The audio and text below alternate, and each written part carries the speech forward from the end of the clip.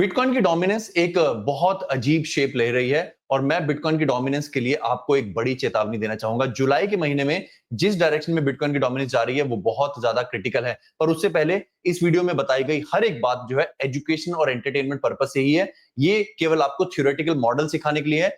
ये बिल्कुल भी फाइनेंशियल एडवाइस नहीं है और ना ही मैं फाइनेंशियल एडवाइजर हूं। तो आपसे भी अनुरोध है कि इस वीडियो में किसी भी बात के बेसिस पे आप अपना वित्तीय डिसीजन मत लें और अपनी पूरी रिसर्च करें। और यूट्यूब से भी अनुरोध है कि हमारी किसी भी बात को फाइनेंशियल एडवाइस कंसीडर ना करें। तो यहां पर मैं इंपॉर्टेंट चीज जो बताने जा रहा हूं वो है स्टोकेस्टिक आरएसआई। स्टोकेस्टिक आरएसआई के बारे में भी आप कुछ सीख कर जाएंगे अगर सीखने के इच्छुक हो, और अगर आप डोमिनेंस के बारे में सीखने आए तो आपके लिए बहुत ही जरूरी चीज है। तो स्टोकेस्टिक आरएसआई देखिए दोस्तों, एक लैगर्ड इंडिकेटर है पर वो मोमेंटम दिखाता है। नाम में ही क्या है, आरएसआई यानी कि रिलेटिव स्ट्रेंथ इंडेक्स। स्ट्रेंथ कैसी चल रही है इस पर्टिकुलर कॉइन की। यहां पर कॉइन है डोमिनेंस। डोमिनेंस की स्ट्रेंथ जो है वो हाल फिलहाल में कैसी है। स्टोकेस्टिक आरएसआई एक लैगर्ड इंडिकेटर भी है।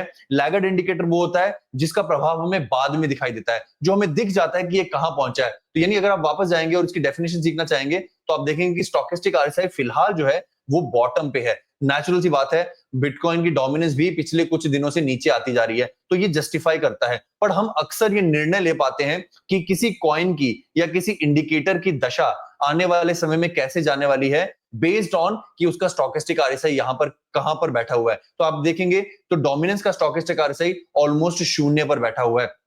और हम फटाफट से रिव्यू करेंगे कि पिछली बार जब भी ये शून्य के आसपास गया है कितने दिन एक तो लगे इसको। कई बार क्या होता है ना कि आप नीचे आ जाते हो बट नीचे ही नीचे जाते रहते हो। जैसे यहां पर भी आप आर्ग्यू करते कि बिटकॉइन की डोमिनेंस का स्टोकेस्टिक आरएसआई 8 पर था और उसके बाद भी बिटकॉइन की डोमिनेंस जो है वो काफी ज्यादा यहां से गिरी है। यहां पर हमने 8 हासिल कर लिया था। अगर हम देखें तो यहां पहली बार हमने 8 हासिल कर लिया था और उसके बावजूद भी बिटकॉइन की डोमिनेंस ऑलमोस्ट 1% नीचे गई है, 0.99। रिलेटिवली 1.51%, बट ऑलमोस्ट जो है हम 6.55 से 64.55 आ गए हैं। इससे पहले कितना ज्यादा उछाल आया और कब कब जो है डोमिनेंस नीचे गई थी, डोमिनेंस की स्टोकेस्टिक आरएसआई नीचे गई थी, वो विश्लेषण करते हैं। यहां पर हमने अपना बॉटम 0.82 वाला अर्जित कर लिया था 10 मई को, और 10 मई को उसके बाद भी बिटकॉइन की डोमिनेंस जो है वो नीचे गई थी। अगर आप यहां देखें, this was the bottom of stochastic RSI for dominance, और उसके बाद भी डोमिनेंस जो है 4-5 दिन नीचे गई थी। इसलिए अगर आप इस बेसिस पे निर्णय ले लें कि स्टोकेस्टिक आरएसआई बॉटम हो चुकी है तो अब जो है डोमिनेंस ऊपर ही ऊपर जाएगी।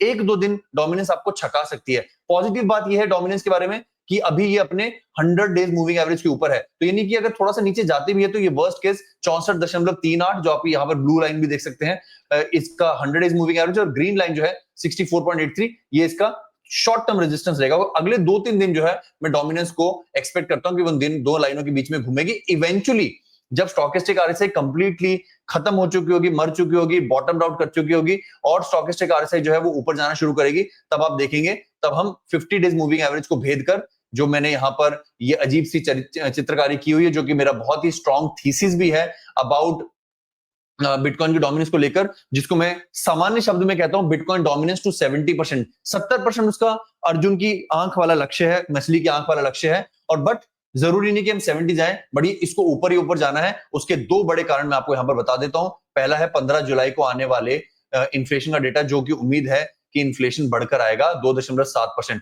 दूसरा है 29 जुलाई को आने वाले फेड के अगले रेट कट, जिसके चांसेस बिल्कुल कम है। और इसके बीच में बाजार जो है वो कहीं ना कहीं स्लोनेस को, मैक्रो को, बढ़ती हुई इन्फ्लेशन को और घटते हुए चांसेस फॉर रेट कट को प्राइस इन करने लगेगा। जो लोग ये बात समझ पाते हैं वो लोग क्रिप्टो में पैसा बनाते हैं, बाकियों को हम क्षणभंगुर कहते हैं। और जो लोग आकर इन बारे में हेट भी करते हैं, मैं आपका ध्यान जो है जरा अपनी ट्विटर पर दिखाना चाहूंगा, जो मैं आपको बताता हूं कि कैसे जब आप अच्छा काम करते हैं। जैसे खान सर ने कहा था कि जब हमने पहली बार जो पढ़ाई जो लोगों को 7,000 रुपए में करनी सिखाई, 7,000 फीस हमने कर दी। जब खान साहब जो है, खान सर बिहार में ये पढ़ाया करते थे, अगर आपने सुना नहीं तो मैं बताऊंगा किस तरह से मैं प्रभावित हूं उनसे।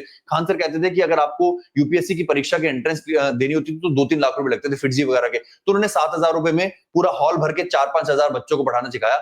उनके इंस्टीट्यूट पर एज पर हिम बम्ब गिराया गया था। अब मुझे ना समझ में आने लग गया कि कैसे लोग खड़े होते हैं। तो मैंने पूछा लोगों से कि आपका क्या जो है पोर्टफोलियो का स्टेटस क्या है, क्या नहीं। तो एक कमेंट ने मेरा बड़ा ध्यान आकर्षित किया। बहुत अच्छा किसी ने लिखा कि रोहित भाई मैं 80 लाख रुपए के प्रॉफिट में हूं। ठीक है, अच्छी बात है, ये सब अच्छी बातें थी ना। अब 80 लाख रुपए के प्रॉफिट में ये रिकवर हो चुके हैं, ये इन्होंने लिखा। और एक व्यक्ति उनको आगे कह रहा है कि आपने जो है ये पेड प्रमोशन है, तो उसको मैंने ब्लॉक कर दिया। वैसे उसको उसका नाम नहीं आ रहा, वैसे उसको दिखा भी देते हैं कि गुरुजी के 99% कमेंट में लोग डाउन है, बट ये पेड प्रमोशन है। ठीक है, ठीक है। अब यहाँ पर मजे की बात अगर आप देखेंगे ना, तो एक व्यक्ति ने आकर, उसका मुझे कमेंट दिखाई नहीं दे रहा क्योंकि मैंने उसको भी शायद ब्लॉक कर रखा है, उस व्यक्ति ने आकर इनकम टैक्स डिपार्टमेंट को टैग किया है यहाँ पर दिखाता हूं मैं आपको। उस व्यक्ति ने आकर इनकम टैक्स डिपार्टमेंट को टैग किया है कि इस व्यक्ति के पीछे जाओ क्योंकि ये व्यक्ति 80 लाख। अगर कोई व्यक्ति हमसे प्रभावित हो रहा है, कोई फायदे, और मैं जानता भी नहीं, देखिए मैं इसको फॉलो भी नहीं करता हूं, है कौन ऋषभ वर्मा, बट अगर वो लिख रहे हैं कि वो प्रभावित हुए, और ऐसा नहीं कि मेरे कमेंट्स में सब लोगों ने लिखा है कि रोहित शर्मा से, और मैंने ये भी नहीं लिखा कि मेरी वजह से प्रॉफिट हुआ है कि नहीं,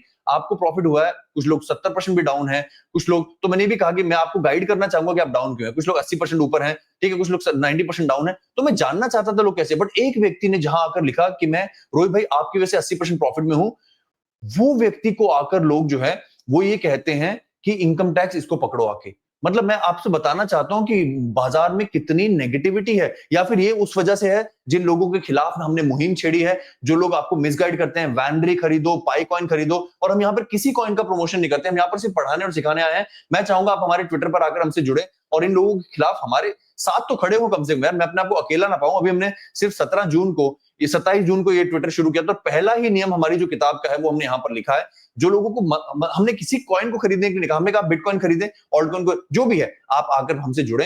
हमारे जो ट्विटर का हैंडल है क्रिप्टो मिलियनेयर रोहित शर्मा, और हमारा थोड़ा सा साथ दें इसमें। मैं आपसे यही जो है रिटर्न मांगूंगा, और कोई नहीं, अपना हम चैनल पर ऐड चलाते हैं ना कुछ है। ठीक है, वापस चलते स्टोकेस्टिक आरएसआई की तरफ। तो यहाँ पर स्टोकेस्टिक आरएसआई बिटकॉइन की डोमिनेंस का जो है वो मेरे विचार से बॉटम हो रहा है। ठीक है, और भी बताऊंगा।